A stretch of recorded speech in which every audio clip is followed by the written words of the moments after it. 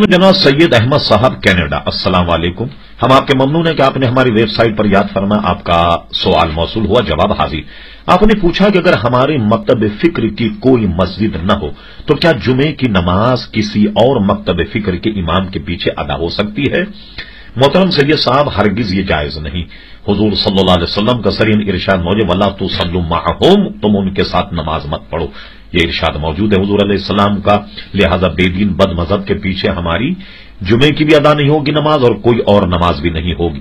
بالفرض آپ کسی ایسی جگہ ہیں کہ جہاں سنی صحیح العقیدہ اگر امام موجود نہ ہو تو آپ جمعہ نہیں پڑھیں گے بلکہ ظہر کی نماز پڑھیں گے۔ جیسے عام دنوں میں آپ ظہر کی نماز پڑھتے ہیں، اسی طرح آپ ظہر کی نماز ادا کریں۔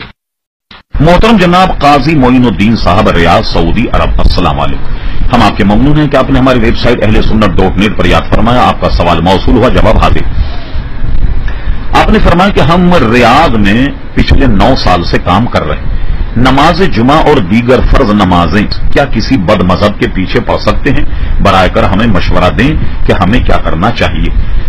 محترم قاضی صاحب، کوئی بھی نماز کسی بد مذہب کے پیچھے نہیں پڑھی جا سکتی۔ مثلا وہابی یا دیوبندی، ان کے عقائد جو ہیں اس قدر خطرناک ہیں اہل سنت جماعت کے مقابلے میں کہ ان کے پیچھے ہماری نماز نہیں ہوتی۔ لہذا آپ اپنی نماز، اپنے ایمان کو بچانے کے لیے نماز الگ پڑھا کریں۔ اگر کوئی سنی صحیح العقیدہ عالم اگر نہ ہو، جمعے کی نماز نہ پڑھ سکتے ہوں، تو آپ ایسی صورت میں نماز ظہر پڑھیے، اور اگر وہاں کوئی مسجد اہل سنت کی موجود نہ ہو، امام موجود نہ ہو، تو ایسی صورت میں آپ پر جمعہ فرض ہی نہیں ہوگا۔